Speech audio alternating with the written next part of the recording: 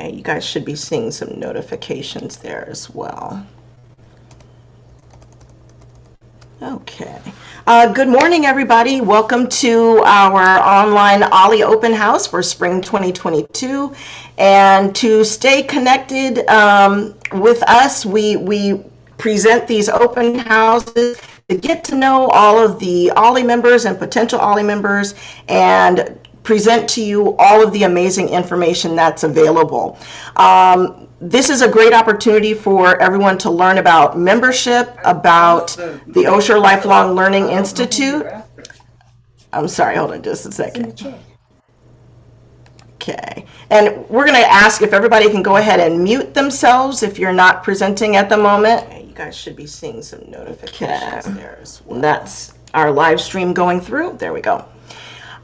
So what we wanted to do is to make sure that everybody is aware that during these coronavirus times, these restrictions, OLLI is providing a safe learning environment for all of its members with free access to all of the online classes, as well as a few classes that are actually coming back on campus for the spring term. And registration is required for just about every activity that we have. So please do remember to renew or create your membership and to continue receiving all the great benefits of OLLI. It's a very reasonable cost of $30 a year, and that gets you so many great benefits. For more information, we ask that you call the OLLI office at 310-243-3208 or email olli@csudh.edu. And we'll be repeating that information in the chat and throughout the presentation. So before we get started, I just wanted to send a quick reminder to everyone that we are recording for this open house. It is being live streamed on our YouTube channel, and it will also be available on our other social media platforms as well. So by attending this event, you are agreeing to have your likeness recorded for possible university use. We do have a pretty extensive and ever-growing collection of content on our YouTube channel, and that's where we have a lot of our recorded sessions from previous classes, from previous events, and so on, that we'd like to make available to the entire campus. So what I'd like to do now is to introduce our partner in crime here for our event today. This is Kathleen Solano, who is our OLLI assistant, and she's going to be driving our agenda today. So thank you, and Kathleen, go ahead. Hi, good morning, everyone. I'm so thankful for all of you attending this event. This is very formal for anyone who's new to OLLI or a renewing member. So we'll have a lot of different guest speakers talking about their core subject and just the interesting things that OLLI has to offer to everyone. I am the OLLI assistant. I did drop in the chat where you can contact me or just any information or questions that you might have.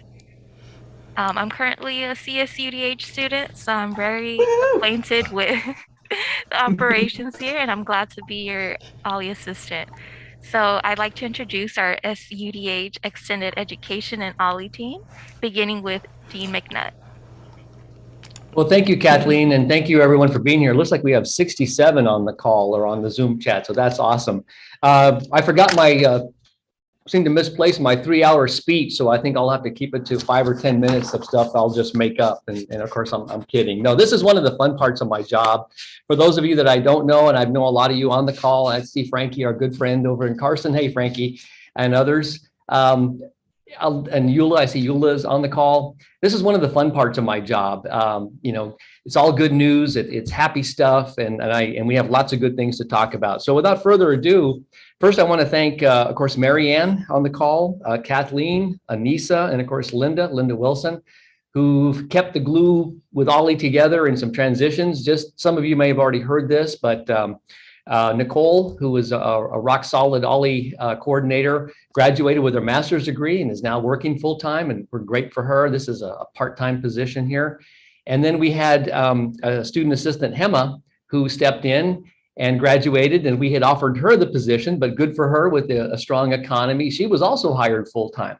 So So there was a brief vacuum. Wanted to assure everyone that OLLI is an important mission-driven program of the college and the university. The president and the provost inquire about it frequently. It's one of the proud cornerstones of our university in the Carson South Bay community. So I want you to know that it is an important part of the mission of the college. And as many of you know, though, OLLI is one of more than 50 programs in the College of Extended and International Education. We have programs for upskilling, reskilling, retraining, degree completion, master's degrees. Many of you have heard me say it's K through 100 education. It really does cover the entire spectrum of lifelong learning. So I'm very proud of what we do, and it's just one of the arrows in the quiver.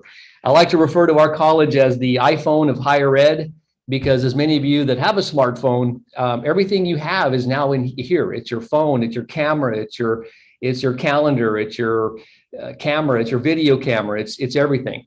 And that's what we do at Extended Ed, because our goal is to be able to offer programs that meet the needs of the community, and OLLI certainly does meet the community needs. One of the things I'm very proud of is to announce first off at the top, and some of you have already met her, is we now have a new OLLI coordinator who's agreed to step in. Her name is Fawn Supernaw. She's been here within the college for a while now, working in various capacities, primarily with the American Language and Culture program. And then as the economy really impacted that, and we asked Fawn to help us with our OSHA program, our Occupational Safety Health.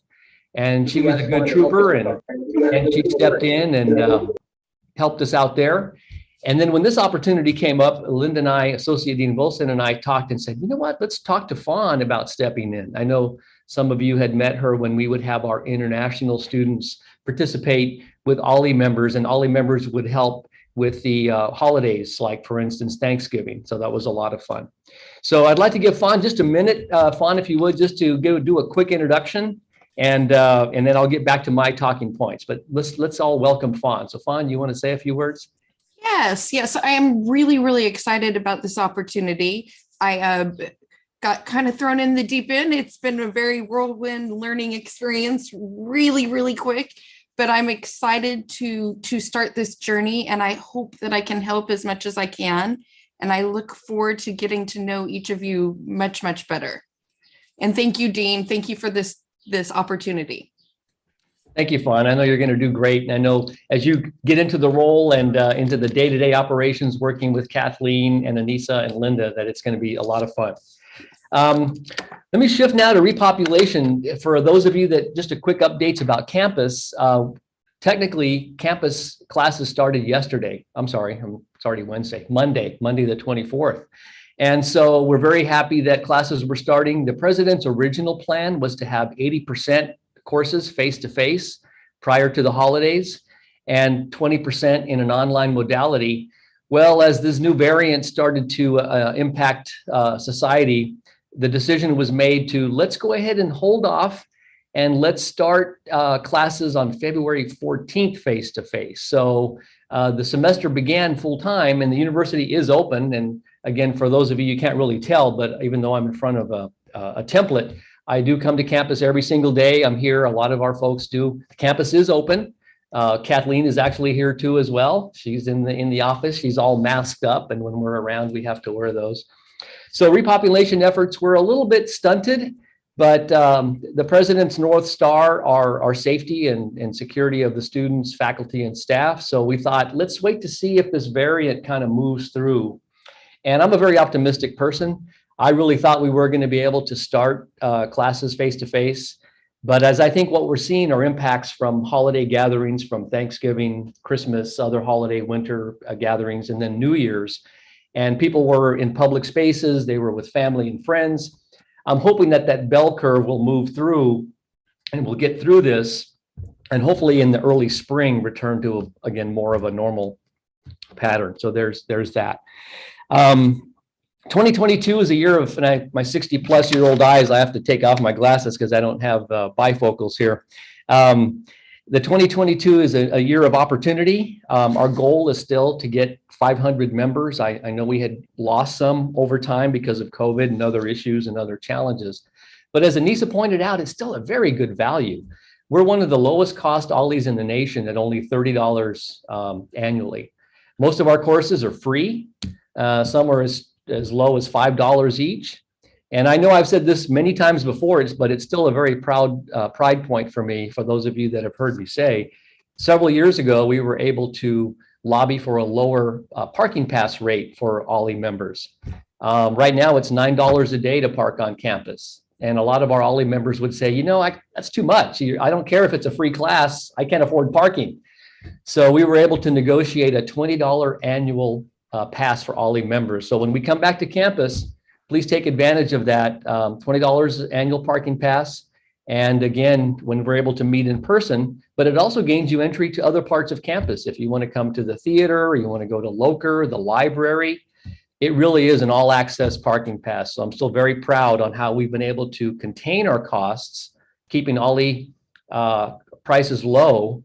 And although we are a self-support college, so I have to balance that. And self-support means, for those of you that don't know, I don't receive any funding from Governor Newsom, Chancellor Castro in Long Beach, or President Parham to run the program. Now, we do get some money from the Osher Foundation, but we're only allowed to spend the interest on that. And so we contribute a lot of in-kind services from our college to help support Ollie to keep costs down. So there's a lot of, for instance, free access to the classrooms, for instance. So I'm very proud of that. So again, I know Mary Ann's done a really good job working with our folks about working on maintaining and then increasing memberships. We've also have the philanthropy goal of $12,000. I know you will get more into that in the agenda here.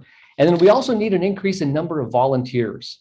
Like I said, we only can afford a part-time coordinator, and then we have a student assistant and some of our other expenses. But it really is a membership-based organization. It really is incumbent and dependent on all of you on this call, all 75 of you. I know a lot of you do volunteer on the curriculum committees and other events, and we appreciate that.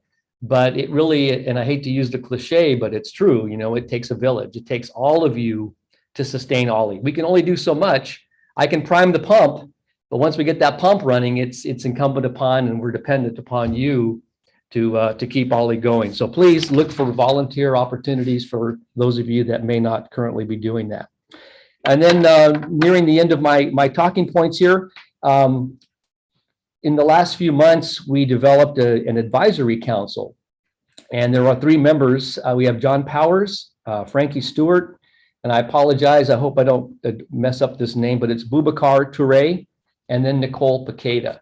And we've had some preliminary meetings with these folks who are going to help guide us and take input, and they'll provide recommendations to help us improve and guide Ollie going forward. So we really think this is a very strong team, well represented of the community and surrounding. So if there are ideas for presentations, courses, course offerings, guest lecturers, anything like that, this would be the group that you can coordinate with, and then they'll advise us in the leadership office and move these things forward. So I'm very proud of this and thankful to our Ollie Advisory Committee.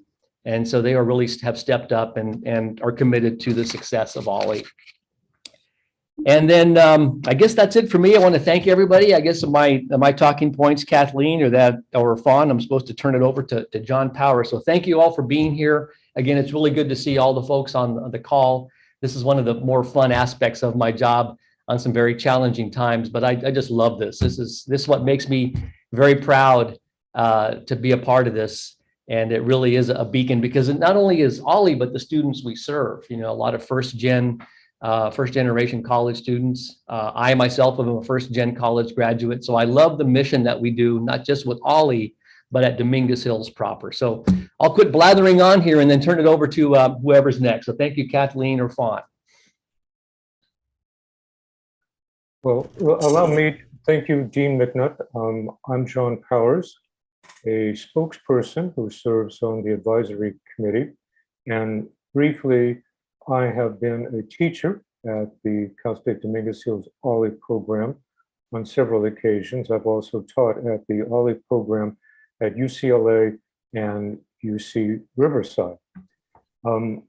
I have been fortunate to be serving in an advisory capacity along with the other members that you see before you to understand the situation that Ollie is in during this period of transition and to give guidance to the administration as we move forward. And then just briefly about my own background, as some of you know who have taken courses from me, my professional experience has been as a writer and director, both in theater and in film. And if there's any questions that you may have for me at the end of this program, I'm certainly happy to entertain them. And now I'd like to turn it over to Frankie Stewart, another member of our advisory council and a longtime participant in the Ollie program here and with the city of Carson. Frankie? Good morning, all, and thank you, John. I just want to say I'm an alum of Cal State Dominguez Hills. I am just delighted to be a part of Ollie. I've been a part of Ollie for the past 10 plus years, and I am so honored to be on the advisory council, and I am prepared to step right in and do whatever is necessary for us to promote the mission of Ollie and of Cal State Dominguez Hills. Thank you. Thank you, Frankie. I don't know if Dr. Toure is in the room with us today. So let me then turn instead to Nicole, who also may not be in the room today. I do see Dr. Toure on the call. I'm here. He's here. Okay, very good. Dr. Toure? Yes. Oh, thank you, John. It is a pleasure to be here. My background is the federal government. I spent about 8 years on active duty. My last station was the Marine Corps Base, Hawaii, in K Bay. I'm currently a senior financial management specialist in the federal government. And prior to that, I was at the Executive Office of the President supporting the White House. I'm currently a joint professor of finance at Bowie State University. I've been at Bowie State for a couple of years now. I'm glad to be here. I did take some courses with California State University just to help me, understand how teaching is. I think you had a teaching class that I took. Part of that was to gain some understanding of how to really develop curriculum and bring some value to your classroom. And right after that, I was looking for opportunities to really serve the university, like I do everywhere. I recently did at Harvard University where I did a certification in public leadership. So I was trying to find a way to give back to the university, and I came across Ollie. So, well, let me join and see what I can bring to the table. It's been a pleasure to be here. I certainly will put my background and everything I learned in various places, Cornell, Stanford, Georgetown, and other places to what we're trying to do here to advance our mission and vision. Thank you. Thank you very much, Dr. Toure. I'm presuming then that Nicole is not with us today. So let me turn back to Kathleen. And Kathleen, if you would begin to introduce and invite each of the presenters, the instructors who are with us today, to speak about themselves briefly and the course that they're offering in the winter session. Yes, of course. Thank you, John Powers. And before we begin with the guest speakers, I'd like to remind everyone that we have an exciting year ahead of us. And to kick off spring semester, we have Black History Month, as well as quite a few health and wellness courses, discussion groups, and business and social science classes. And just another quick reminder to everyone, those of you who are new, you can definitely join still.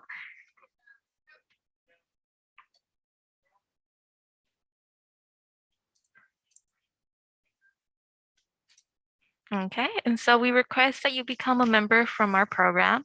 We ask you to please renew your membership, and it only costs $30 annually. Once again, if you're a member and it has not been renewed, your membership, please sign up as soon as possible. We'll provide the information for registration along with any other office contact information in our group chat. And I do want to mention that a couple of things for the many benefits of being a Ollie member is one, the parking fee. I'm really jealous. Parking fees are really expensive for students. And $20 just for a parking pass for an annual pass is really amazing to have. And then if there's any questions regarding membership or any that come up during our presentation, please feel free to keep them in the chat. We'll have monitors just moderate the chat and answer your questions. Okay, and along those notes, I'm going to ask Dean McNutt to also stay on just in case he wants to contribute to this part. This is something that's a little bit unusual for us. We normally just present our classes and say, okay, sign up, register now, go get in the classes. But there's something that's a little bit different going on right now. And that is, as you know, the majority of our OLLI events over the last 2 years have been online via Zoom. However, we're really excited that we finally get to begin offering in-person classes and hybrid sessions as well, which means that some of the classes are in person and on campus, and some are also online at the same time. So for those of you who are interested in coming back and taking some of those in-person or hybrid classes, there's a couple of things that we need you to know. So because we are still, hopefully but not only temporarily, dealing with the latest COVID precautions, we need to let all OLLI participants, that means students and facilitators, presenters alike, know that in order to participate in any of the campus activities, you must be fully vaccinated to attend in person, and you must have a valid vaccination card and booster verification uploaded to the student portal, which is the MyCSUDH website.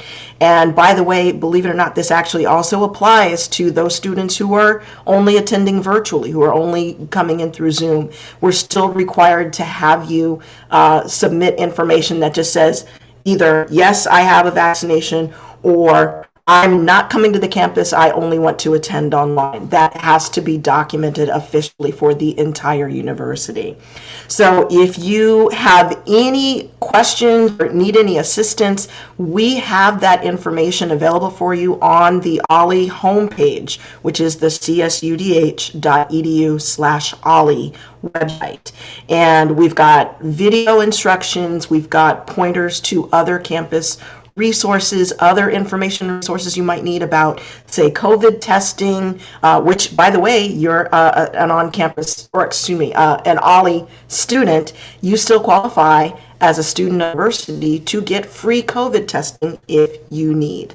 So we want to make sure that we provide all of those resources to you, and all of that information is on the homepage. So please get in touch with us if you have any questions, specific situations, or anything that you need assistance with. We're here to help. Anissa, if I could jump into your point, and it is very tricky, Sure. and we've done a very good job. When I say we, not just our college, but the university, I think, of putting information out there. Like on the surface, and I know I had the same thought, people, you might be asking yourself, well, if I'm taking an OLLI class that's on Zoom or online, why in the world would I need to attest? And we have a lot of courses and programs, as I mentioned earlier, a lot of non-credit programs, which OLLI is, and they're all on Zoom.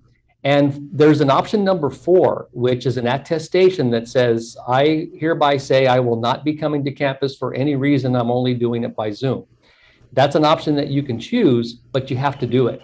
And we're getting a lot of students that are contacting us and enrollment management on stateside saying, hey, why am I being bounced out of an OSHA class or a project management class, a training course that I've signed up for? Well, it's because they haven't attested to that. So it's a compliance issue. I've checked with my colleagues at other CSUs, and particularly colleges of extended ed. And for HR and legal purposes, no one is being excluded. Now, it doesn't mean you have to have a vaccination. And like Anissa pointed out, but if you come to campus, you do. But if you are continuing to take courses in an online or Zoom modality, you still have to complete the documentation that says, and again, it's option 4 that says, it's not on this screen here, but it's an option 4 that says, I hereby attest that I am not going to come to campus. So I would encourage you to do that. But again, please access the websites on the main CSUDH. There's a lot of good information. I can't cover all of the options here now, but I strongly encourage you to please do that, because right now, the CSU, it's at the university, it's about compliance. So thank you, Anissa. Right. Thank you, Kim. And we appreciate all of the feedback and resources that the office has also provided to our members as well. So at this point, I think we're ready to jump in. Kathleen, take it away. Hi, everyone. So we're going to get straight to our guest speakers. We have our guest speakers that are ready and anxious to talk about their courses and their subject matter for the upcoming semester. We invited powerful guest speakers and lecturers and facilitators. So let's dive in, and we're going to get started with Jerry Larson for the Tai Chi class. Hi, am I on? Yes, you're on. Okay, You are. hi, I'm Jerry Larson. I teach Tai Chi along with Linda Kahn. And we've been doing that for a couple of years. She was here before I was. Tai Chi is very cool, and I could talk about it for a long time, and I have done. But I'm not going to do that right now. What I'm going to do in a minute is give you a little sample of it. But I should just say that our class is going to be from March 3rd to May 6th, Fridays 10 to 11:30, in person on campus, no virtual attendance, and all levels are welcome. So I often say that Tai Chi is a system of physical exercise and of meditation. So what does that mean? Meditation, what you do is focus on something, which could be, for instance, a mantra or your breath or lots of other things. You focus on whatever it is and your attention wanders away and you bring it back. That's meditation. So in Tai Chi and Qigong and other movement meditations, it's your body, your movement, your posture, your breathing. That's the focus. So I'm going to invite you. You can either stand up, which I recommend, or you can do this sitting if you're going to do it. And by the way, you're welcome to just observe or run to the refrigerator if you don't want to do it. All right, so if you're going to do it sitting, sit up on the front of your chair, right, with your back straight and your feet flat on the floor. Okay, I think I'll stand.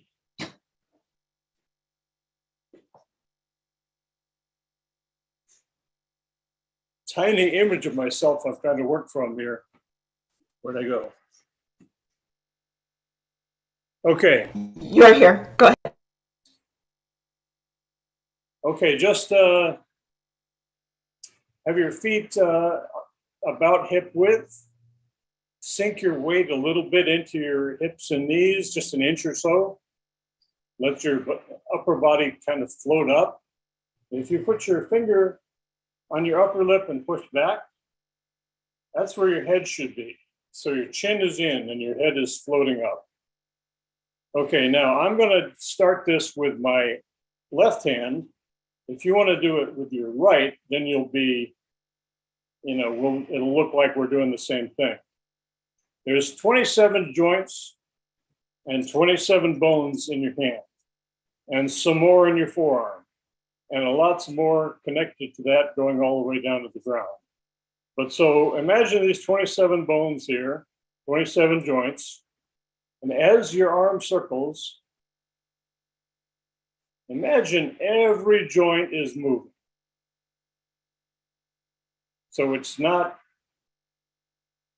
like a stiff arm moving, it's every joint is moving. You can feel every joint in your body. You feel your breath coming all the way up from the heels. Now it might look like I'm waving my arms around. In Tai Chi, we're never just waving our arms. The movement always originates from the center. So actually, my arm is just going up and down, and the forearm is rotating. Okay, I can't see myself anymore, but I guess that's okay. Let me know if I get out of the picture. You're all good. I'm seeing Anissa. All right, so The arm is just going up and down, the forearms are rotating, but the lateral movement of my hand is coming from turning my waist. Okay, if I'll stop the hand movements entirely for a moment, and you see I'm just turning my waist. So along with the up and down movement, I get this nice circular spiral movement going. And we have a concept called silk reeling. So if you have a silkworm cocoon and you want to peel the thread off of it to make cloth, you have to pull it at a constant, even, steady rate or it'll snap.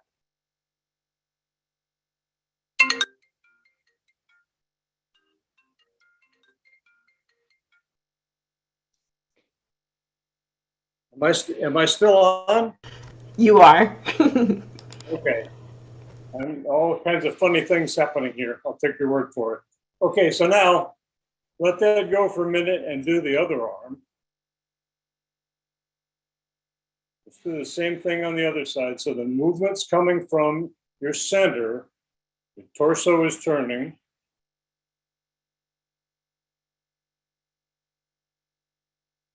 Steadily, smoothly unreeling the silk.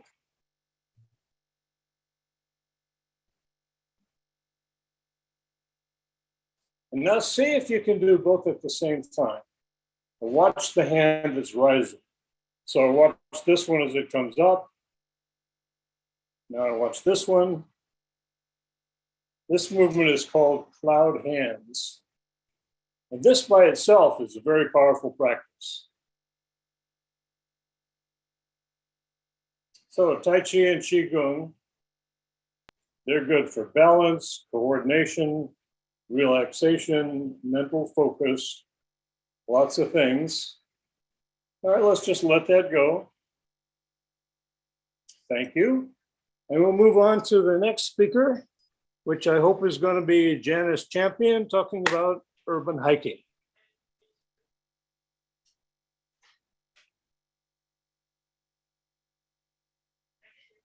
Okay. Thanks, Hi. I'm out of order, but that's okay. My name is Janice Champion, and I and my good friend and fellow Ollie member, Lori Davidson Fox, would like to invite you to join us to take some urban hikes this spring. The dates are on the screen right now. There's 4 Mondays. That's April 11th, 18th, 25th. We skipped the first Monday in May, and our last meeting will be on May 9th. The class starts at 9 o'clock in the morning, and it lasts about 2 hours. We take hikes that are about between 2 and 2.5 miles. We walk on flat surfaces or maybe some gently rolling hills. We walk on sidewalks or maybe some well-used dirt paths. We try to make sure that there's bathrooms available during our hikes and that the parking is free. We always make sure we try to have something of interest. For example, historical monuments, beautiful views, gardens to walk through, characteristic neighborhoods. And we are going to be going to 4 different locations. The first location will be on campus. We'll be meeting in a classroom where we will sign waivers. I'll give an introduction and talk about how the class is going to run. And I'll divulge the locations of the other 3 classes, other 3 urban hikes that'll be going on. And then after the class, we will take a walk on campus as our first urban hike. The participants will be required to drive themselves to the other off-campus locations. And if all that information hasn't convinced you yet to take a urban hike with us, then I want you to know that on our last day, after our last hike, we have a tradition of having a potluck lunch. And the food is always delicious and we always have an abundance. We've never run out of food yet. So hope you can join us on some urban hikes this year. Thank you. Thank you, Janice. That was perfect. Looking forward to, I'm going to do that. I just have to sneak out of the office. Don't tell Kim I'm going on the hike with you. Okay. So next up, I'm going to do something a little bit unusual. I'm not Chet Hanley, as you can clearly see. However, I'm going to present on behalf of his class. And I know a lot of the OLLI members here that are in attendance have attended some of his classes before, and he's pretty amazing. So obviously, like I said, I'm not Chet, and I'm going to do my best to put on my bass voice. My voice won't be as nice and rich and robust as his. But Chet Hanley is a retired educator from LAUSD and a DHTV lecturer here at Dominguez Hills. And unfortunately, he's not able to attend with us today, but I'm going to do my best to provide his details. So he sends a greeting to his fellow jazz people, and I'm sure you guys have heard that. He's called his crew his jazz people. He's excited to share this wonderful art form with all of you out there again. Classic Jazz 109 has had a few interruptions since March 2020, as in this is like the third time we've tried to run this class. Say it again. Okay. Oh, sorry, I'm going to mute her. Okay. So we want to try this one more time, and he's really excited. He's hoping that he's going to get all of those jazz aficionados to come out and take the class. So this is going to be presented in a hybrid mode, which means we've got to have at least 20 people register. It's going to be held in the auditorium where there's plenty of space for social distancing and a great sound system for all that wonderful jazz music that he's going to demo. So they're going to get started on March 3rd as the official opening date for the 6 sessions that will run from 10 to 12:30 on Thursdays. He'll share some literature with you about jazz, take questions, and specifically go back in time a little bit, beginning with someone who represents not only jazz, but just playing good music, good vibes, with the legendary Louis Satchmo Armstrong. And we're going to follow up the lineage with the trumpet, specifically from Louis Armstrong, to the present time, followed by present day performances with the Great American Songbook, which is always a lot of fun. After that is going to come a lot of extraordinary jazz people who came out of 2 East Coast cities, Philadelphia and Pittsburgh, Pennsylvania. Then they're going to follow that up with a visit to an instrument that's not usually associated with jazz. That's typically the string instrument, which is cello, bass, and violin. So that's going to be a lot of fun. Then they're going to do a re-examination of the vocalist, the jazz vocalist. So, and then they'll have one final session where he will ask the participants to present their own folks. Let him know who they want to have profiled. So it's a choose your own artist, and I think that's pretty cool. So he's looking forward to the opportunity once again. Happy to be back on campus. Once again, we need 20 of you to register in order for this class to actually be held. Even if it's, if you want to do the Zoom, we've got to have 20 people in person before he'll hold the class. So my recommendation is go ahead and get signed up for that right away. Usually those classes fill up pretty quickly. All right, so next up we have a presentation from Ormond Rucker, who is our International Education Seminar host for our YouTube channel. And she's got a quick video presentation that she's going to do. So I'm going to just go ahead and play that.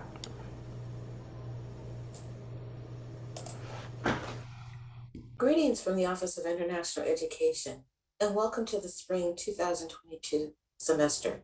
My name is Armand Rucker. I am the Visa and Immigration International Coordinator here in the Office of International Education. We are excited to announce our continuing partnership with OLLI in hosting the International Scholars Seminar Series. This monthly seminar series addresses a variety of topics, including the billion-dollar e-sport industry, restorative justice, and xenophobia. Our first series for the spring semester is scheduled for Tuesday, January 25th at 10 a.m.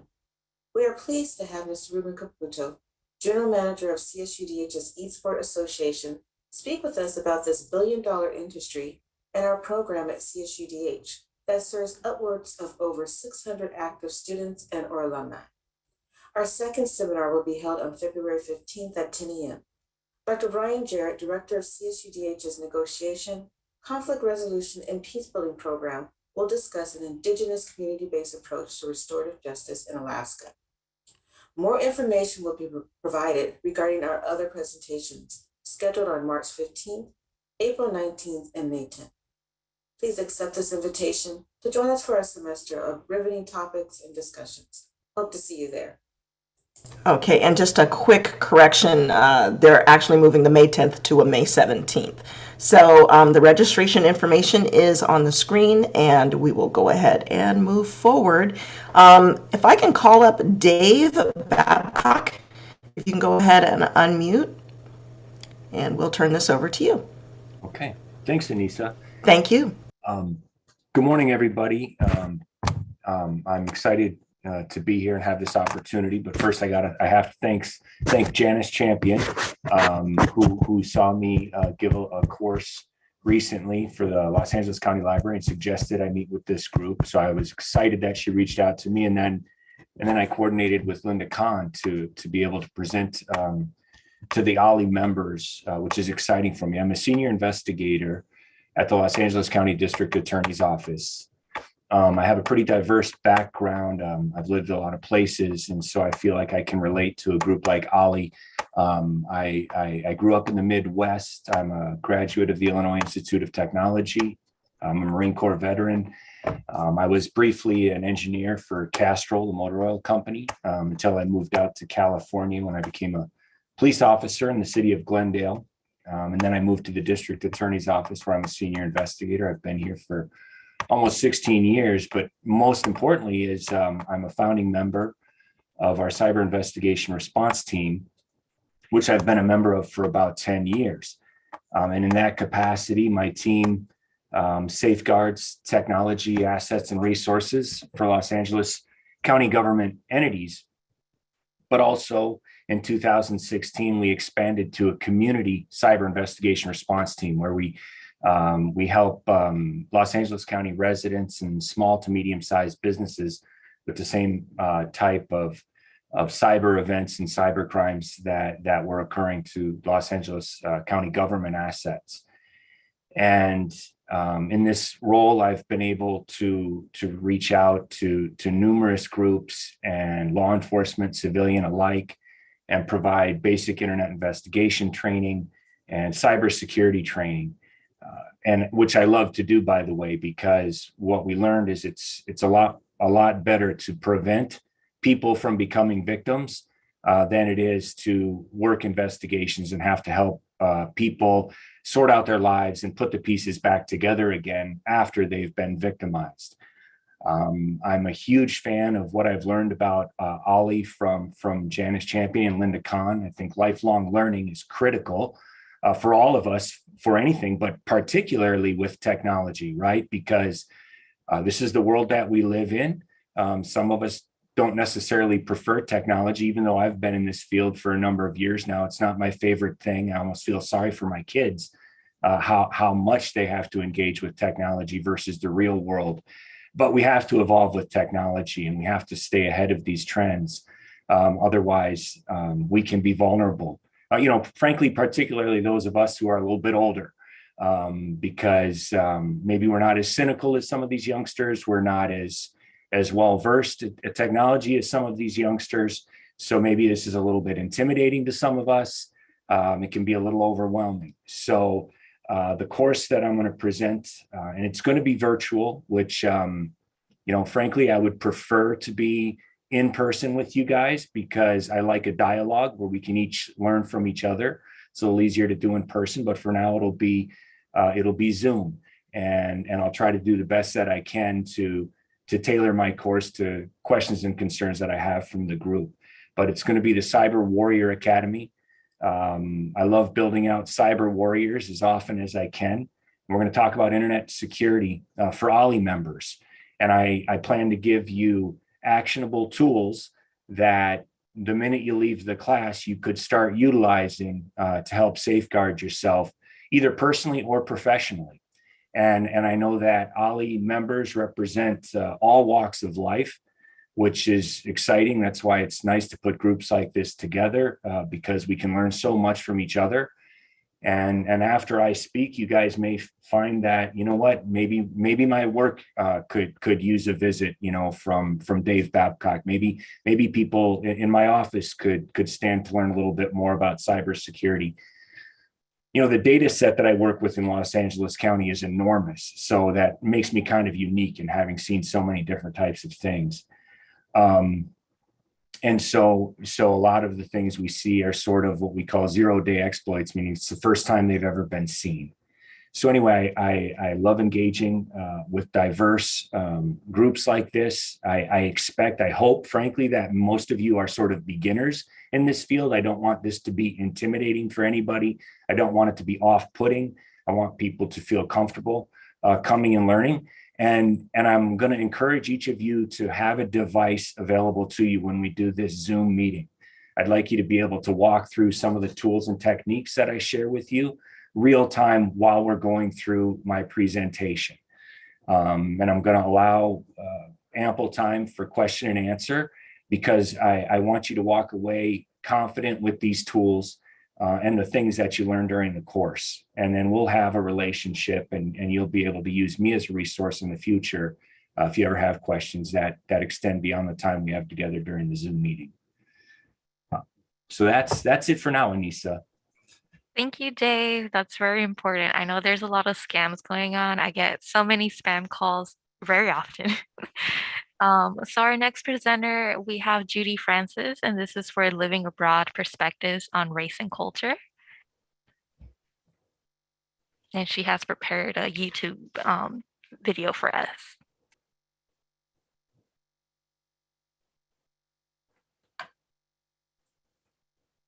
Hi, my name is Judy Francis, and I'm going to be offering a series of presentations for 8 weeks, and they will begin February 8th from 1 to 2.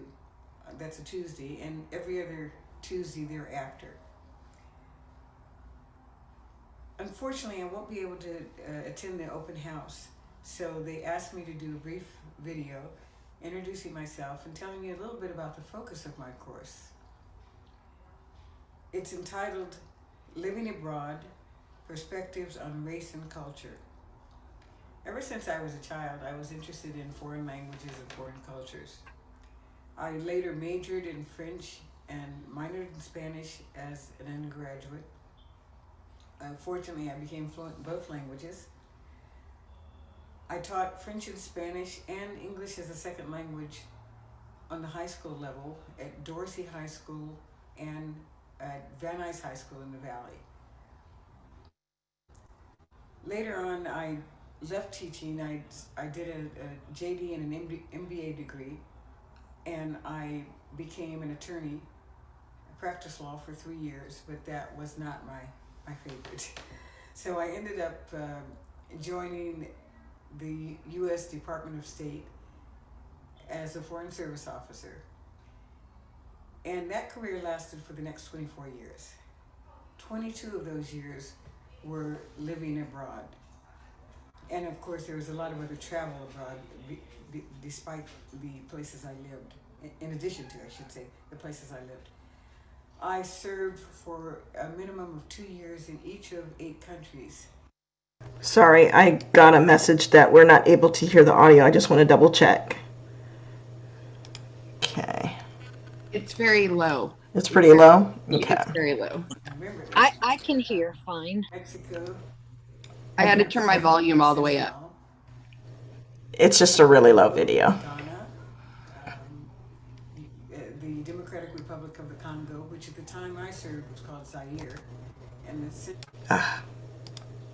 Sorry.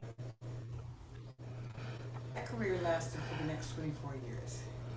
22 of those years were living abroad. And of course, there was a lot of other travel abroad, despite the places I lived, in addition to, I should say, the places I lived. I served for a minimum. If of everyone 2 turns years their in volume each up, I of think 8 it should be okay. countries. Mexico, France, Senegal, Togo, Ghana, the Democratic Republic of the Congo, which at the time I served was called Zaire, and the Central African Republic, and Jamaica.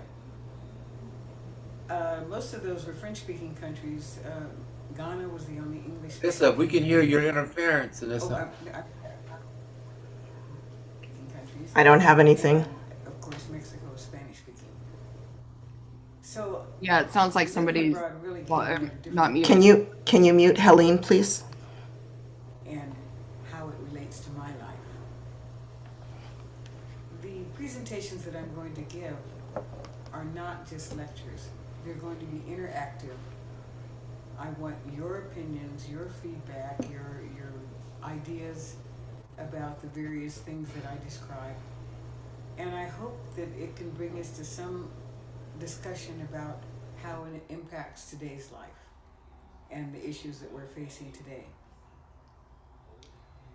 I hope that I hope to see some of you and get to meet some of you on February 8th, and I hope this gives you a little beginning idea of what we're going to enjoy together.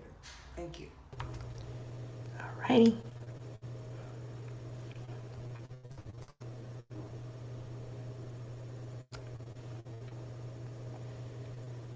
Let's see. Kathleen, are you there? You might be double muted.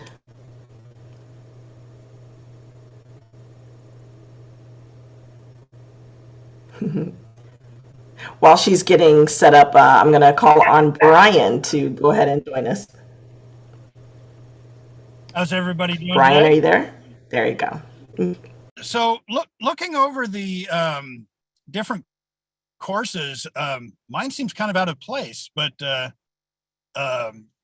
hopefully I can get across that what I'm trying to bring to people is the difference between what people see on television and what actual paranormal investigating is like. One of the things for me, I'm a paranormal author, and I like to joke about the fact that I trick people into learning about history by writing about ghosts. So when you look at what I'm presenting, the different courses, I'll be talking about Hollywood, Alcatraz, and the Queen Mary, but a lot of it will be geared toward the history of those locations and how that history helps you with the investigation. So if you run across a spirit, I'll use little Jackie on the Queen Mary. She's very well known, at least in the paranormal community. She's very vocal, and she will actually speak audibly. In other words, you can hear her at the time. So my buddy and I actually had a 17-minute conversation with this little girl who drowned in the second-class pool, and we believe back in 1946 during the Bride and Baby cruises. Well, now, if we didn't know the history of the Bride and Baby cruises, we would never have been able to figure out who this little girl was. And unfortunately, when you look at what they're showing on TV, they don't really go into the history of the location. They'll give you a brief little thing here and there, and then you watch them say the same things over and over again. Is there somebody here? Why are you here? What are you doing here? How come you're staying here? And after a while, you have to imagine that these spirits, if they're there, going, oh my God, the same questions again? So history will actually allow you to go in and ask intelligent questions of the spirits, not the same old cliches of, are you here? Why are you, and all of those. And then the final talk that I'll be giving has to do with religion and the paranormal. A lot of so-called investigators will take their we'll use their Christian beliefs and go into, say, a Muslim home where there's activity, and 9 chances out of 10, the spirit is most likely attached to the family. So if you're trying to use Christian rituals for a Muslim household, that spirit's going to be looking at you like going, no. So a lot of investigators don't realize just how important the religious aspect is to investigating. And that goes back to another odd phenomenon within the paranormal television community of just assuming that everything is demonic nowadays. And that's just really silly as far as I'm concerned. Yeah, I believe in demons. I believe that every religion has their own version of the demons. But they're rare. They're not, like they're showing on TV at every single location, every single time you go to it. So my whole point with this presentation is to bring the incredible history of some of these locations to people, and what the paranormal can do to help us understand what is going on. Because to me, investigating a spirit, say at the Queen Mary, is just another piece of examining the history of the Queen Mary, because that person is part of the history. So that's what I'm hoping to accomplish, and have a little fun while doing it. Unfortunately, I am known for dad jokes, but so they may pop up once or twice in the talks, but we'll see. So anyway, I hope you all can join me. One of the things that I'm really hoping to accomplish is to let people know that feel free to interrupt me at any time if you have a question, if you have queries. I'm one of those people that I'll stop right in the middle to answer something. It's one of the things that I enjoy. So, I'll make sure everybody knows at the beginning of the talk, go ahead, interrupt. I'm fine with it. So hopefully you can join me, and I look forward to participating. Okay, can you hear me? Awesome. So our next person is Denise Jefferson. She'll be presenting for TED Talks. Denise, are you with us?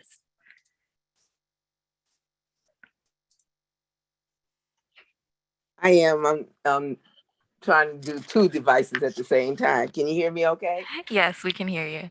Okay. Hi, my name is Denise Jefferson, and I'm retired from Los Angeles Department of Water and Power for 32 years. My last 10 years at Water and Power, I was a trainer for customer service reps. I love to do volunteering. So I'm on a lot of committees. I'm on the Mayor's Compton Community Empowerment Coalition. I'm Director of Diversity and Equity and Inclusion for 33rd District PTA. And I'm a VP of Programs with Compton Union Council and a parent ambassador for COVID-19 to help the parents understand COVID with their children more. So one more thing I do is TED Talks. And I love you are invited to join us on Zoom to watch TED Talks. Now, TED is the acronym for Technology, Entertainment, and Design. We will watch short videos for 18 minutes or less, and then a group of us, we will share and have fun conversation about the topic. Speakers in the videos work passionately to spread accurate, easy to understand information and well-informed ideas in the most innovative, engaging ways they can, often through storytelling. Please take a look at the catalog, see our talks, and join us on Monday. I'll just give you a sample of a few. On January 31st, which is Monday, we'll be talking about what trauma taught me about resilience. The next one, stop chasing purpose and focus on wellness. The next one, are you human? And the next one, pay attention and mindfulness. So to get all of the talks, you can take a look. And as I said, once again, please join us on Monday. Thank you. Thank you, Denise. You're So welcome. next up, we have Oleg, and they'll be presenting Empowering Yourself with Technology. Oleg, are you here? I am here. Thank you very much, Kathleen. Yeah, of course. And Anissa, and I appreciate everybody who's put this meeting together. And thank you for being able to share our programs here at the open house. My name is Oleg Kagan. I'm the Community Engagement Coordinator at LA County Library, and we will be presenting tech classes for you. Now, we're going to be starting on February 2nd and going every first Wednesday until May. The first class is going to be the very basics. If you need to know what the different parts of the computer are, or you have friends who you can sit in front of your computer to teach you, we will be there. We're going to be doing Become an Empowered Consumer. So building off of some of the things that Dave will have talked about, we'll be talking about how to know when Amazon reviews are fake and where to complain if you get scammed online. On April 6th, we're going to be doing a whirlwind tour of social media. So you may hear about Facebook, Twitter, Instagram, TikTok, and all of the different things you can do in the ever-changing field of social media. So one of our staff, Adrienne, will be doing a whirlwind tour of social media for you with examples, of course. And then finally, on May 4th, we're going to end with how to avoid online scams. There's all sorts of online scams out there, and there's nothing more important than all of our safety. So we'll be teaching you what to look out for and what to do if you get scammed. We are always anticipating questions and are happy to answer any questions that come up at the programs. And these are beginner level classes with a little bit of good stuff in there for intermediates as well. So we welcome you every first Wednesday starting in February and look forward to seeing you at our courses. Thank you, everybody. Thanks, Oleg. Okay, so next up we have Leslie Lopez, and she'll be presenting for LA Opera Talks. Hello, everyone. Good morning. My name is Leslie Lopez. I am the Community Engagement Associate at LA Opera Connects, and I'm so happy to be here. And in partnership with Ollie, it is my pleasure to announce the LA Opera Community Educators Opera Talk series. We have guest speakers discuss and explore different talks and operas, such as opera and Greek tragedy, Baroque opera, and other talks, which include our main stage productions for the spring, such as Bach's St. Matthew Passion and Verdi's Aida, which we're really excited for. St. Matthew Passion opens up in March, and Verdi's Aida will be opening up in May. There are also discounted tickets if you want to go in person and go check out these beautiful operas. The LA Opera is eager to share the wonder and promise of opera to all, so come listen to the stories told by your LA Opera community. Thank you so much. Thank you, Leslie. I do enjoy the LA Opera Talks. I love arts and history, so I love all the sessions you guys provide for us. Next up, we have Gardening in LA with Yvonne. Hi, everybody. This is the chance to literally as well as figuratively get your fingernails dirty. Actually having some fun time playing in the mud out in the garden, whether it's in a container or whether it's in the ground. I was a graduate also of Cal State, only LA, and for some 20 years I helped develop the Master Gardener Volunteer Training Program for the University of California Cooperative Extension Office in Los Angeles County. In 2015, I did retire from that and started my own website, gardeninginla.net.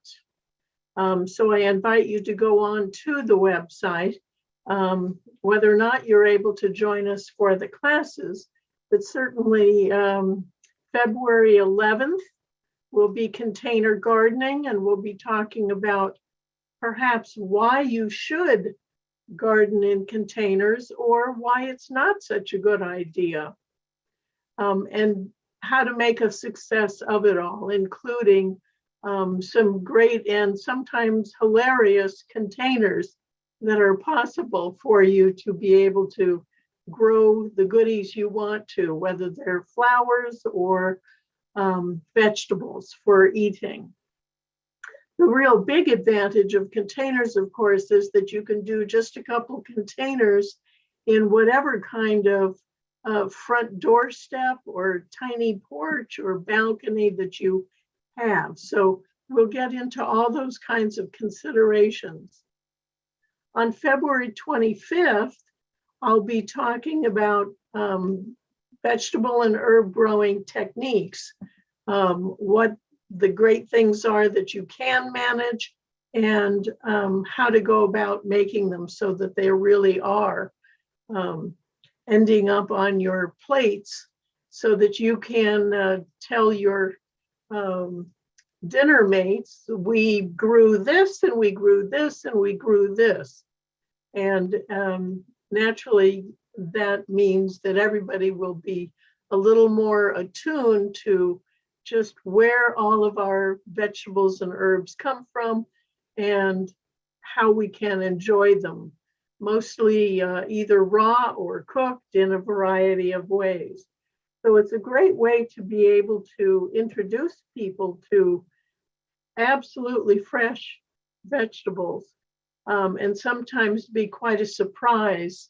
For example, fresh peas just picked, especially where you can eat the entire pea itself, not just the little baby bits inside the shell, as opposed to the kind that you would buy. It's an entirely different kind of delight to play with. So I hope you'll join us. Again, if you'd like to get onto my website, it's gardeninginla@gmail.com. Sorry, that's my email address. The website is gardeninginla.net. Hope to see you. Bye for now. Thank you, Vaughn. I'm definitely interested. One of my resolutions this year was to eat healthier. And definitely, I don't have a green thumb, so I will learn a lot from this class. Okay, so next up, we have hereditary cancer syndromes with Dr. Rosetta. Hello, everyone.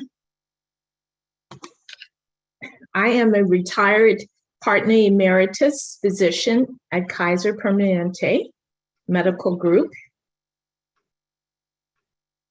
And I have over 35 years of experience in OBGYN and clinical genetics. I would like to thank the OLLI CSUDH for inviting me to speak at this semester. And I am looking forward to the opportunity to share hereditary cancer syndromes on March 15th. Actually, I think it's from 11 a.m. till 12 p.m. Cancer is the second leading cause of death in the U.S. 5 to 10% of all cancers are inherited. A hereditary cancer syndrome is a genetic predisposition to a certain type of cancer, often with an early onset and maybe multiple cancers in the same individual or multiple family members with cancer. It can be caused by mutations in one or more genes that will confer an elevated cancer susceptibility. A growing number of medical societies and expert medical panels have charged physicians with the responsibility to evaluate and manage their patients' cancer risk profiles. We hope that this course will promote awareness of the most common hereditary cancer syndromes. It will outline genetic risk factors for hereditary cancer and discuss why hereditary cancer risk assessment is key to identifying individuals who may be at an increased risk for certain types of cancer. We will also discuss genetic counseling, which is very important in the process and is actually the first step for evaluation for hereditary cancer. Counseling provides an avenue for reviewing family history and education about the risk of specific cancers, and also discusses outlines and guidelines for genetic testing. We will review the guidelines for testing. The technological advances in testing has really exploded. And now we can do, in addition to single gene testing, we can perform multi-panel genomic testing. Why is this is important? Because early identification of a suspected hereditary cancer syndrome can lead to interventions that can substantially reduce cancer risk and also reductions in morbidity and mortalities. I really ask you to join me on March 15th. We will have questions and answers, and I hope to see you there. Thank you. Thank you, Dr. Rosetta. So next up, we have Mark Vincent Jackson, and he'll be presenting creative writing with Pan-African narratives. Good morning. How's everyone doing? All right, so this course is called Creative Writing with Pan-African Narratives, Finding Your Inner Griot. It's in person. It's Sunday, February 27th, and it's going to be at Cal State University, Dominguez Hills. It's an honor and a pleasure to be here with you today. I'm going to be the facilitator of the course, and we're going to go over a book I wrote. To give you a little background, I'm currently an educator in LA, and I have taught 3 languages on 3 different continents for 3 different decades. And I wanted to tell you a little bit about my Peace Corps experience, but I didn't want it to be didactic or boring or anything like that. And coming to America was my guideline. That came out, the first one, when I came back to America. So I decided to write a story about my experience, but I fictionalized it. So all of a sudden I'm going to become this writer, and it's about the writing process that I learned along the way, and about publishing and self-publishing and hybrid publishing. So 1,000 Points of Light is a book that I wrote, and actually the first 100 pages were written in a 24-hour period. Then it took me about 2 years to finish the rest of it, and I learned a lot about the writing process. And what it is it's an artfully written and engaging tale with interwoven lives and voices in 1980s Senegal that magically recount the unappreciated Batu Ka's burning quest to be reunited with her true love, who turns out to be the unsuspecting Malcolm Lavelle King, an unlikely tragic anti-hero from Los Angeles serving as a disgruntled development volunteer. Every culture has a storyteller. Every culture has a griot. So as a lot of the story takes place in Africa or with characters from the African diaspora, I am coming from the perspective of African culture and the griot who tells the story and the history of a people. In the course, we will review, discuss, and analyze the African diaspora perspectives in my book, 1,000 Points of Light, and explore how to create meaningful, culturally relevant dialogue with character development. Self, hybrid, and independent publishing will also be covered. I am looking so forward to seeing you there and engaging with you and it's been an honor to be here. So sign up and we'll see you soon. Thank you. And we're honored to have all of our guest speakers here. So thank you so much. Next, yes, of course. So next up, we have Heather Slater, and she'll be presenting for her virtual baking workshop. Hello, everyone. I am Heather, I am a pastry chef by trade. And so in this class, it's going to be on Tuesdays for 3 months, March 8th, April 12th, and May 10th. And in this class, we'll be baking along.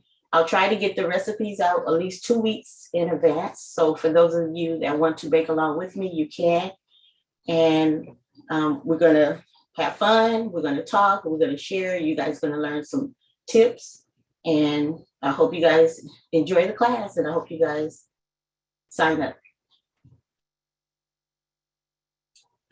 Thank you. Okay, so I did next, a quick presentation because I'm actually baking today. And so I have some stuff in the oven. So I've been kind of bouncing back and forth. So my presentation is really quick because I have something that I have to get out of the oven right now. no, what are you baking? What are you making? I am making some vegan brownies, blondies. Oh, nice. Hope to see that recipe. So next up, we have Kim, and she'll be presenting for the First Sunday Cinema series. And I want to add, this is also a video recording that she sent in because she couldn't be here, but she sends her greetings to everyone. She's actually covering 2 courses. So the video will play on this one, then I'll show the slide for the second one right after, just so everyone is aware.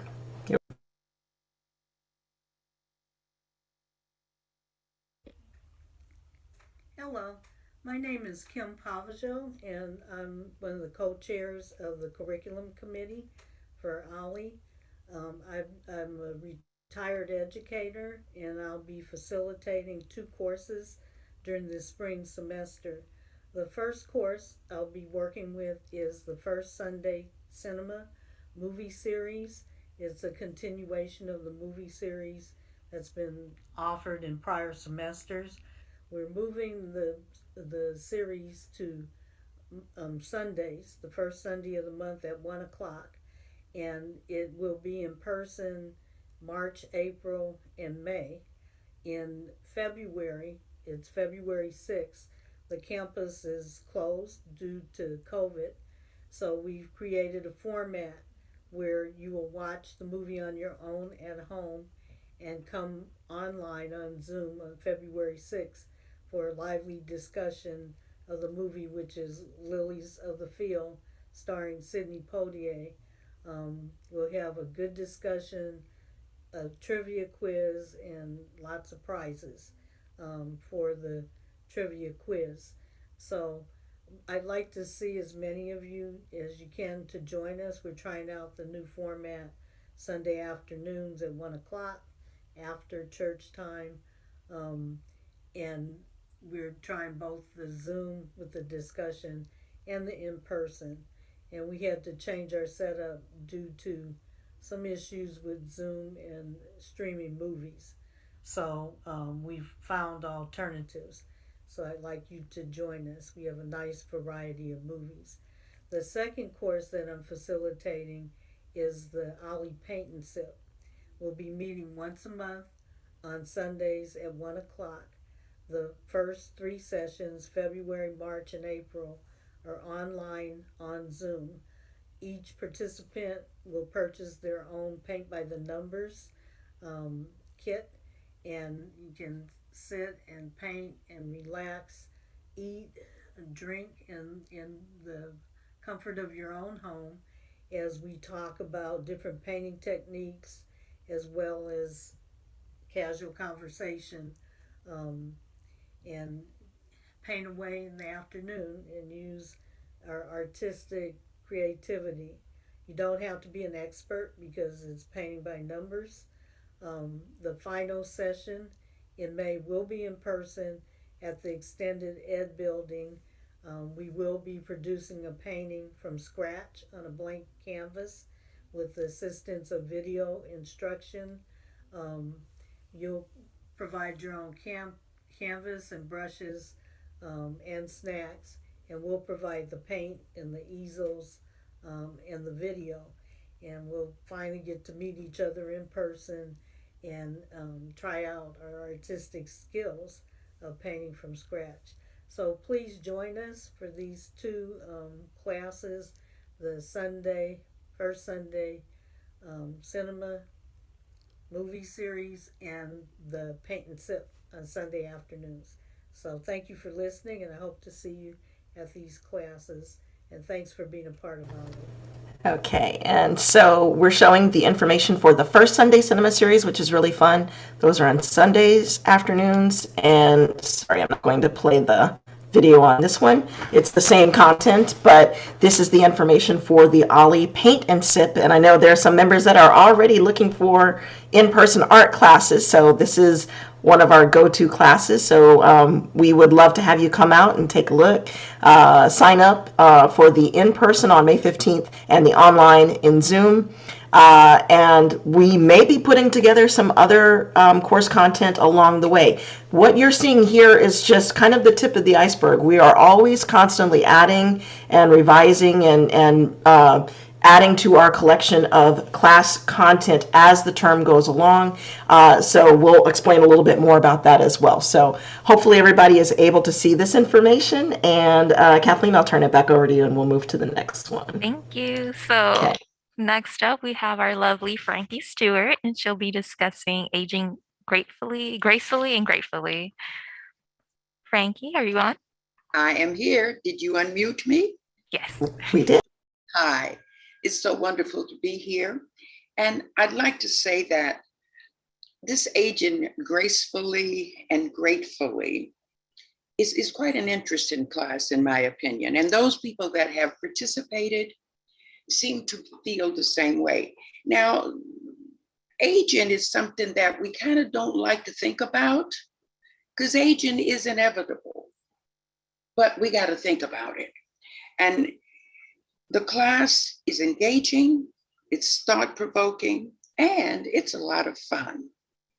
The focus is to take advantage of the lived experiences of the participants. We share, we laugh, we interrupt each other. You know, we are a little bit older. And so those of us that are a little bit older, you know how loquacious older people can be. We have a lot of people that come into our class for perhaps because they're sort of getting there. And as they are getting to that particular stage, they sort of want to find out what it's all about. So when I was asked to do this class, I had to think about what are the issues that I feel I'm facing as I age. I thought about my finances. I thought about relationships. Now we may be getting a wee bit older, but those romantic relationships are not out of our reach. Please remember that. I'll think about diet, exercise. We think about living trust, wills, all of those things, DNR, do not resuscitate. So our people need to know sort of what our wishes are, whether they adhere to them or not. So I developed 5 A's, A like in apple. The first A is awareness. Now, awareness is to acknowledge that, hey, there are some things that are a little bit different about me. There's an old blues song, and some of the words go like this: the things I used to do, I can't do no more. And so once you understand that things are a little bit different, then you go to acceptance. And we might know something, but do we accept it? And once we accept it, then we have to adapt to it. And adaptation, I'll give you a good example. I used to run up and down my stairs in 3-inch shoes. Now I creep up and down my stairs, holding onto the railing, thinking of each step as I take it. Now that in and of itself is adaptation. And then the 4th A is appreciation. I appreciate the fact that God has given me these many years to live. And with some degree of mental acuity, if you will. And then the last A is attitude. Attitude has so much to do with how we live. Now, if we continue to live, we can choose to do it gracefully, or our attitude can say we are not being graceful about it. And we want to be grateful because we are where we are at this particular point in time in our lives. It's exciting for me to feel that at 87 years old, I have something to share that somebody might want to listen to and that somebody might want to benefit from. Because in the class, we share. I don't just get up and say, you do this, you do that, blah, blah, blah. Okay, I throw out a subject and people then start talking about how they have experienced it, because we all experience things differently. And so we go through these different phases of our lives and how we are deciding what our attitude is going to be about dealing with them. So I say to you, not if you sign up for this class, but when you sign up for this class. My gosh, we're going to have a lot of fun. Thank you so much. And I look forward to seeing you April the 14th, the 28th, May the 12th. This will be Thursdays at 1:30 p.m. Thank you so very much and look forward to seeing you. God bless. Thank you, Ms. Stewart. Thank you for your insight and wisdom, as always. So next up, we have Peggy Barden, and she'll be presenting Pullman Porters from Servitude to Civil Rights. Good morning, everybody. Can you hear me? Because I'm using two devices. We can hear you. Oh, good. Okay, great. My name is Peggy Barton. I'm a proud member of OLLI, and I'm a retired social studies teacher. Also, a member or a docent at CAM, so I really love history. And I'm proud to be presenting this first series in the month of February, which is Black History Month, the Pullman Porters. They were overworked, underpaid, and demeaned. But generations of these men hired to work on the railroads as porters on the sleeping cars of the Pullman Palace Car Company. They helped to promote the rights and futures of countless African Americans, learn about how their legacy helped the impact on American history. Now, all aboard, train is leaving from your home station via Zoom on Thursday, January 3rd. Okay, mute myself. I don't know if you heard the last part. Yeah. Okay, all right. I'm involved in the second presentation on quilting. I'm just a helper here. Actually, Norma Bates, our master quilter, she'll be the one who will be presenting. I'm just helping her out. And we're going to be talking about the culture behind family quilts. So our friendship family is a patchwork of love. Join this interactive and lively discussion on the storytelling and histories that are crafted into family quilts. Discussion is led by and open to all past and present future OLLI members. We're also wanting you to send in advance. If you have any pictures of quilts that you would like to share, please get them to me and I will share them with Norma. Also, I'm proud to announce Norma has a quilt for one lucky OLLI member that will be as a door prize on that day. Again, mark your calendar, Thursday, February 24th at 11 a.m. Okay. Those of you who know me, if you have pictures, please share them with me in advance of the presentation. Okay, my third presentation is emergency disaster preparation. Get ready, be ready, Thursday, April 21st at 11 a.m. Just a little preface, we had this happen in my neighborhood this morning. We had a neighbor's car that was broken into last night. So we had a line, a communication via email and chat where we were able to alert all the neighbors. But again, we are our own first responders. So Statistics show that 70% of all survivors of disasters are rescued by other survivors. The neighbors living around you are your most immediate source of help. Disasters will strike at any time of the day or night. The reality is that emergency responders will not be available to everyone. They may not be able to reach you for several days following a major disaster, and may be up to you to save the life of another. So we're going to be covering topics such as turning off your water, gas, and electric, must-have emergency items. I'm going to give you one right now. On Amazon or wherever you can find them, solar light batteries. If our electrical grid goes down, you need your cell phone and you can't plug it immediately. How to make your escape kit to go bag. You should have this underneath your bag somewhere close that you got to get out of your house because of an earthquake, fire, or any other emergency. You need to have those important papers, all those things that are important to you that you need, even cash, because your debit card may not work. Also, how to map your neighborhood.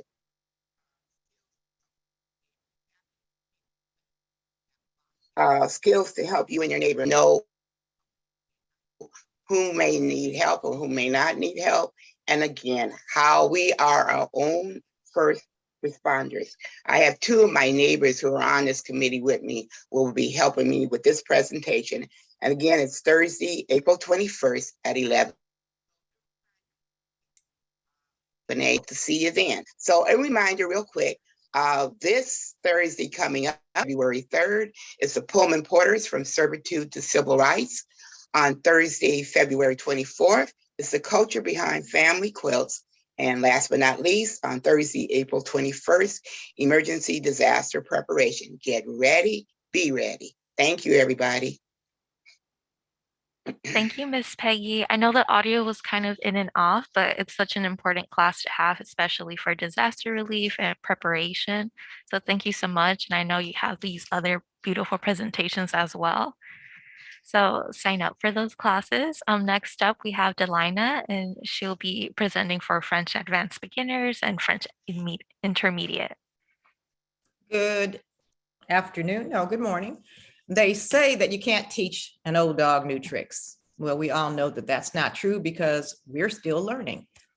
Arguably, learning new things becomes harder as we age.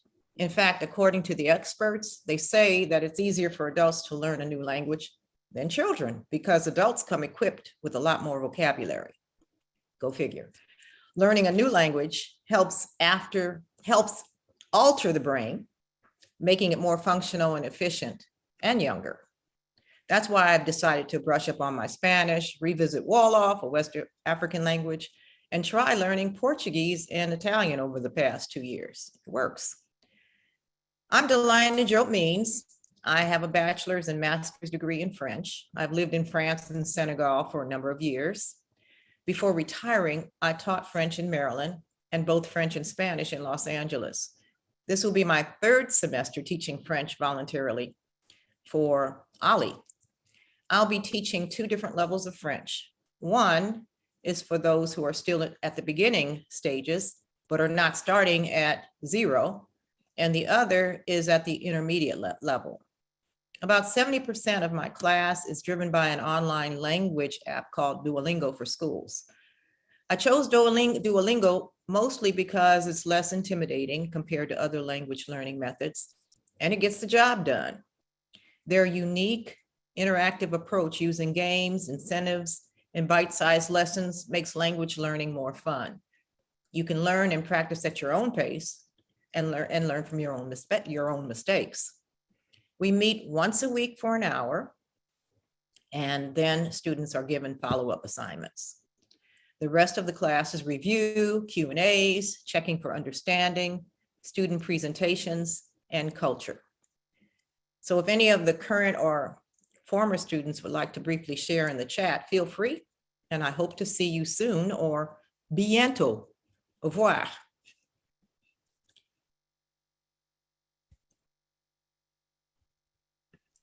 And that was also for the French Intermediate. I did both of them. those are really lovely classes to kind of sit in. I'm not even an advanced beginner. I'm very beginner. But those are really nice classes to be in and participate in. So thank you, Delina. Next up, we have social tennis with Donald Means. Who's sitting right next to me. So I'm going to be a spokesperson, speaking on his behalf. Donald Means has been the coach, I believe, since 2012, which makes 10 years this year. The name social tennis is very appropriate, especially post-COVID. Coach Donald decided to keep the class going, but in a virtual format. It proved to be a great decision. We have become more of a family, although we're a smaller group. We look forward to our once-a-week Zoom tennis class and find it very therapeutic. Before COVID, we took trips to various tennis tournaments, such as the one in Indian Wells near Palm Springs, the US Open in New York, and as far away as the Paris Open in Paris, France. One of these days, we would like to go to the Australian Open in Melbourne, which incidentally is going on right now. Our coach stresses the importance of fitness, staying connected to others socially, trying new things, and maintaining a healthy diet. We begin our class by doing warm-ups and stretches in front of our screens.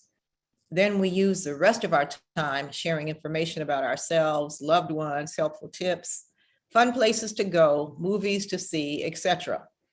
Once we resume our regular sessions on campus every Tuesday and Friday morning at 9, the warm-ups and stretches will continue to be an essential and integral part of our 90-minute long class. As seniors, we play doubles tennis. If you've never played tennis before, that's not a problem. The coach will meet you where you are and teach you the basics. All you need to bring is a tennis racket and wear appropriate shoes and clothing. Eventually, you'll get the hang of it. We are a very congenial and welcoming group, and we have a lot of fun. Coach Means is a wonderful coach. By the way, he's my husband. And he made me say that. Thank you. Thank you, Delina. So next up, we have Dr. Linda Smith, and she'll be presenting Getting to Healthy, Wealthy, and Wise.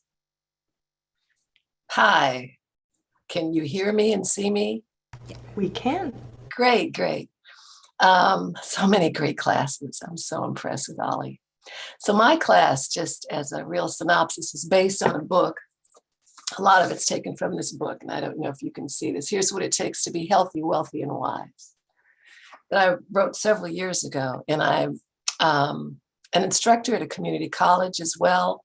I have a doctorate in education, a master's in family and consumer studies and counseling, and a BA in poli-sci, which was a long time ago.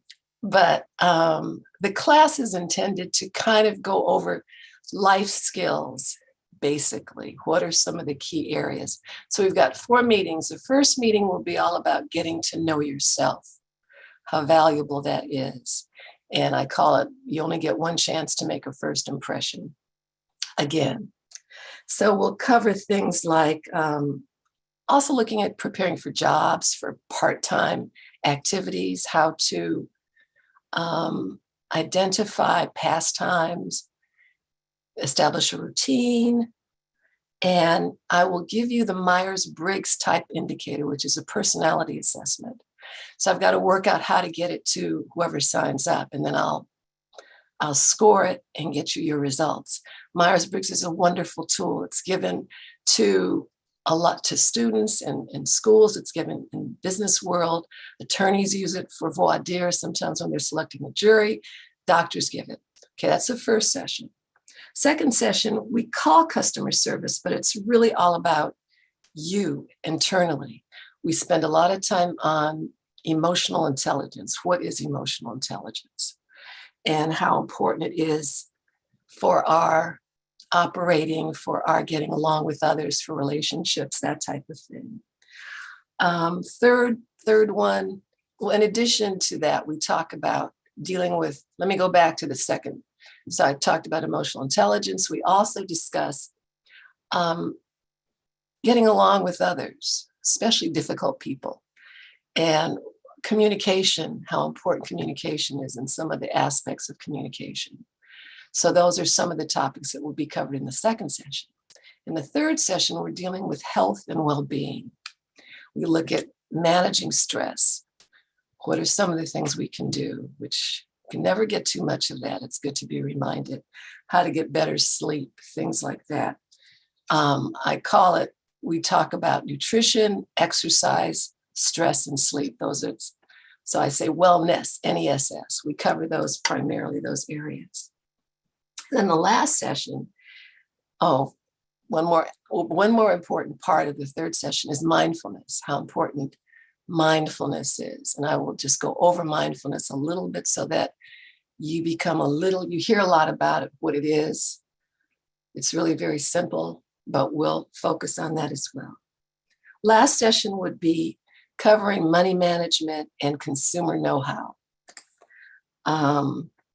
I have another assessment. I'll try to figure out how to get to you.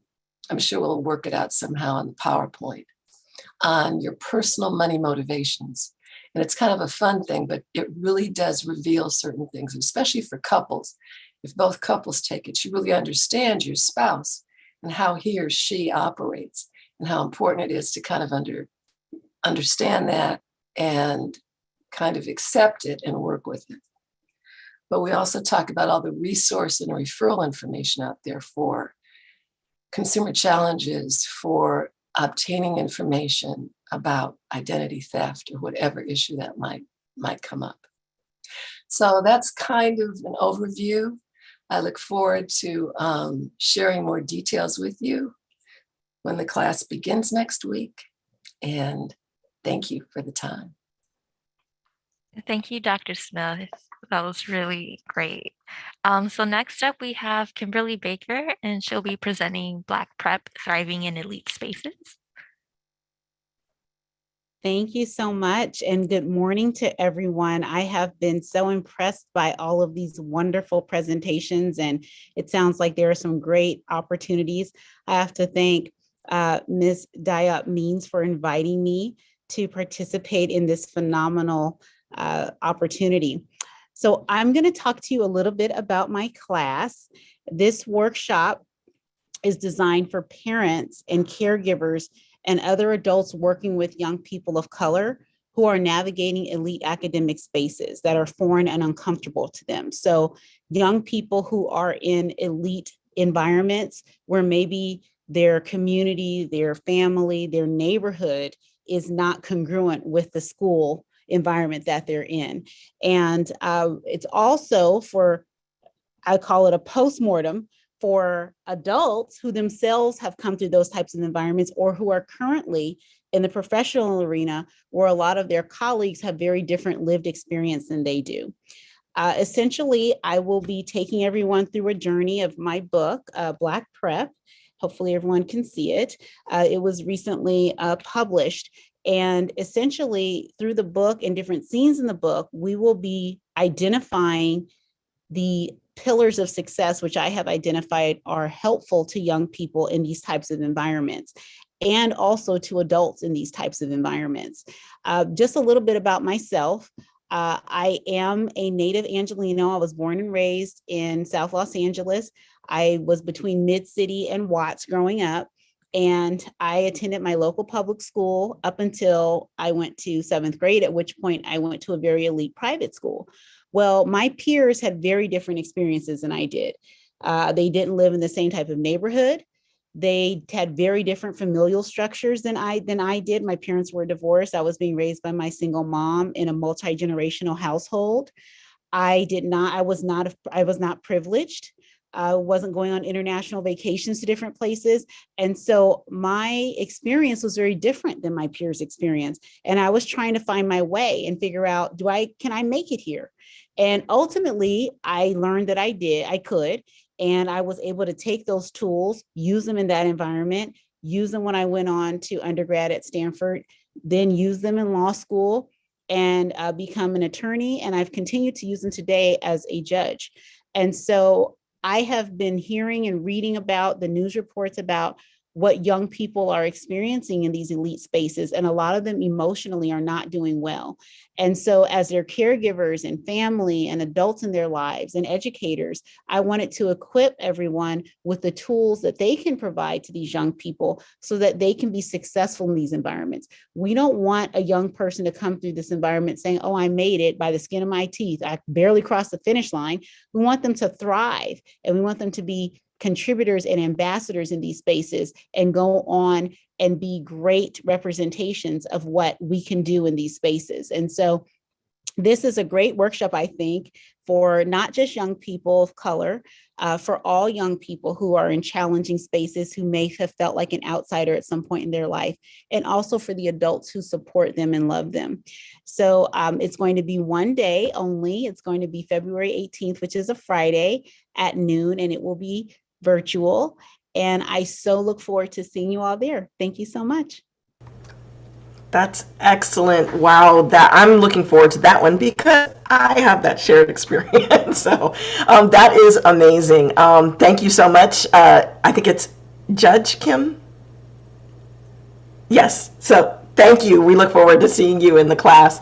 I'm going to go ahead and in the interest of time, I'm going to make this part really short, but I wanted to let everyone know that all of the course content that you just saw and even more course content is available on the class website at csudh.edu/ollie/courses. And it's also on the homepage in our Google Calendar. And I wanted to share with you how you can quickly see how to get to those virtual classes. So on that calendar, if you click on a description, you'll be able to see the link to register. And if you've already registered, you can actually even go in and get right into the Zoom meeting at the time that it's scheduled. If you want to add this particular Google Calendar to your own calendar information on either your desktop, your mobile phone, tablet devices, whatever you have, you can simply click in the lower right corner of that Google Calendar to add it to your content. And once it's in yours, it can actually show up right in your own calendar with that join Zoom meeting button ready to go. So it's a quick, easy way to get right to your courses. So we wanted to make sure that we shared that information. Also, there's quite a few other resources available right at the bottom of the homepage of the OLLI website, including how to convert your email so that you can make sure that you get all of the timely messages. And I also want to gently remind everyone, if you have not been getting an OLLI newsletter and you are currently a member, please make sure to get in touch with the office and let us know so we can update our database with your contact information so we make sure that you're not missing out on any information at all. So with that, I'm going to turn it over to Kathleen. Hi again. So for those familiar and those who aren't, this is our OLLI newsletter. It should be going out every week, and this is just for updating you and information of the schedule we'll have that week or anything that pops up. We always have new events or something that may come across that we didn't plan but want to participate in. So that's what the OLLI newsletter is for. Again, just like Anissa said, if you want to subscribe to the email newsletter, just send us an email to ollie@csudh.edu. We'll have weekly updates. You'll receive news, any COVID-19 updates as well, any announcements from the university, special events, parking updates, just much more information too. And then I think, let's see. And towards the end of our session as well, if you have any other questions or any answers that you want, feel free to still participate in our group chat. Otherwise, our contact information here at the office is calling 310-243-3208, or just email us at ollie@csudh.edu. Okay.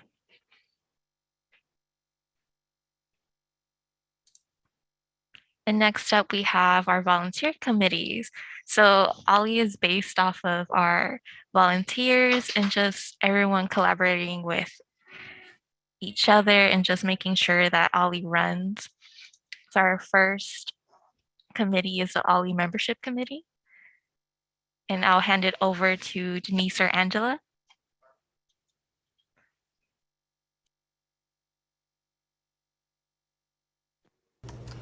Angela, are you available? Let's see. Angela, you can speak. We've unmuted you. Okay, good morning, everyone, or Hello. afternoon, maybe. My name is Angela, and I am a co-chairperson for the membership committee. We work closely with Ali at CSUDH program coordinator and the Ali membership staff. Our primary goal is to retain current members, recruit new members, and build a diverse and engaged membership. Responsibilities include informing and engaging Ali members, identifying and scheduling community events with senior audiences to promote the benefits of Ali membership, develop ongoing recruitment and promotional strategies to encourage membership in Ali within the South Bay community. So that's a really quick overview of our committee. If you are interested in working to recruit new members or attend community events to bring in new members, please consider joining the membership committee. You may contact Denise Jefferson or I for more information. Our email address is being added to the chat, so that would be a way to contact either of us. Now I'd like to turn the mic over to my co-chair, Denise, who will share our exciting new recruitment program. Thank you for attending, and we look forward to working with you on our membership committee. Denise? Thank you, You there? Angela. I am so excited about this new referral program that we have. A lot of us is very heavy in competition. And so the membership committee thought the Ali members would like a little competition to bring in the most new members. We developed a referral program to invite friends and family to join Ali. When they join, now once you get these members to join, you can fill out the referral format and submit it. The member with the most referrals for the quarter, that's from January 1st to March 31st, will win a $75 gift card. Not a whole lot, but just, something just to do a little competition. Also, remember, you don't have to be in competition to invite a new friend.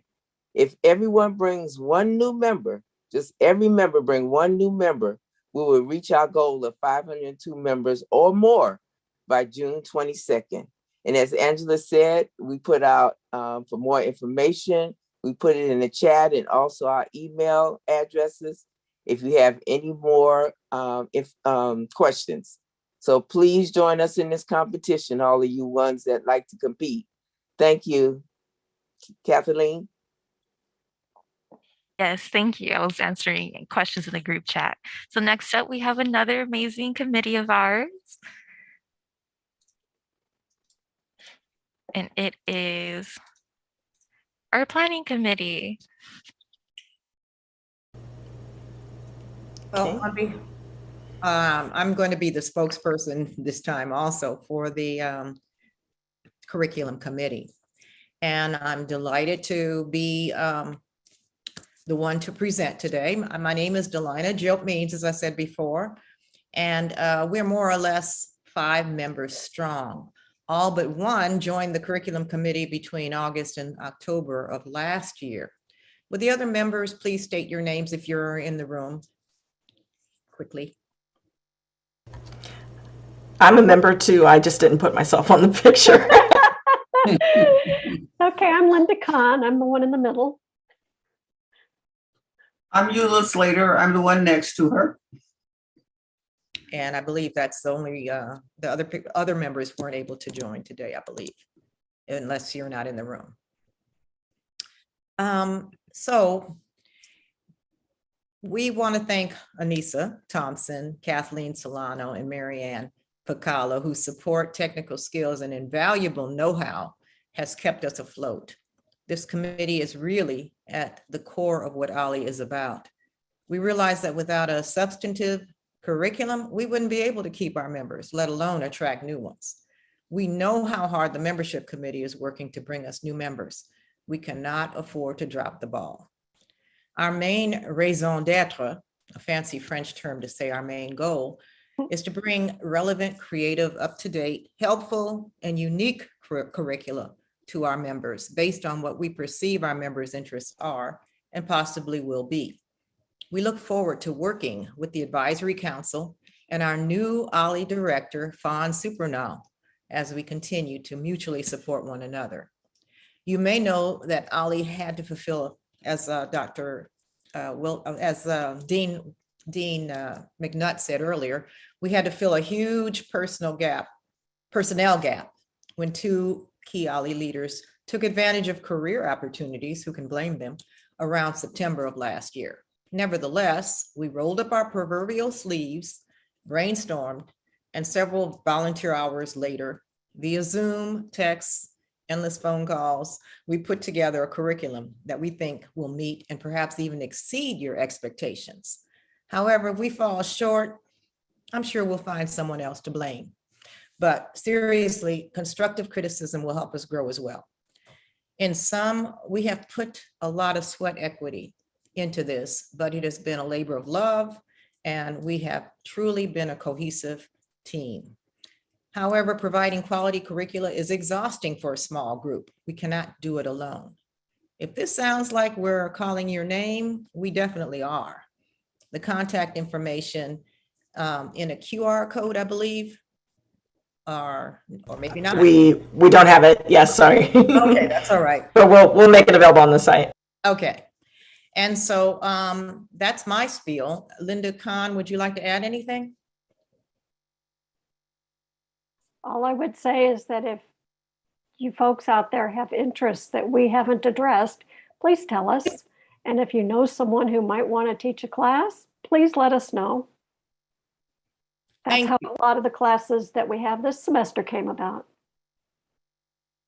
Thank you for that. We look forward to seeing you very soon, either virtually or in person. Good job, Delina. Thank you, Linda. My homie.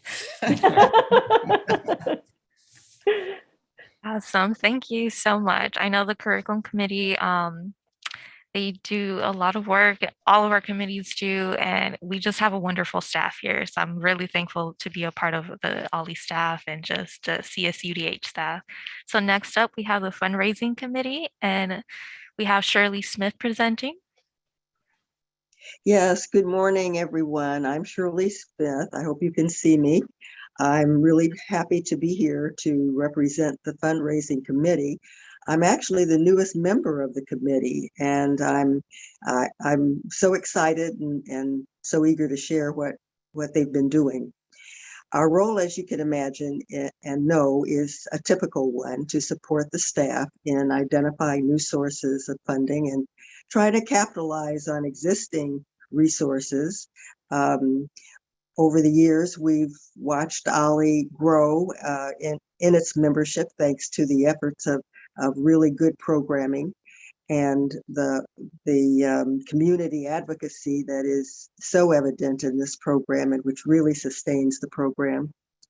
Our goal of $12,000 this year, we're well on the way. But we can't stop, have to keep putting our efforts into bringing up new ideas and putting those ideas and into action so that we can keep OLLI strong. We're a small group. Our committee is just 3 volunteer members strong. Linda Lewis and Olivia Payne-Tenson are also part of the fundraising committee. We meet regularly with Marianne Pacala, and we're, as any good member, we're reaching out and we're making sure that we're sharing our story with others so that we can motivate others to not only join OLLI, but to be active members in OLLI, to join committees such as the fundraising committee. And we're just wanting you to know that if you're interested in being part of fundraising, please join us.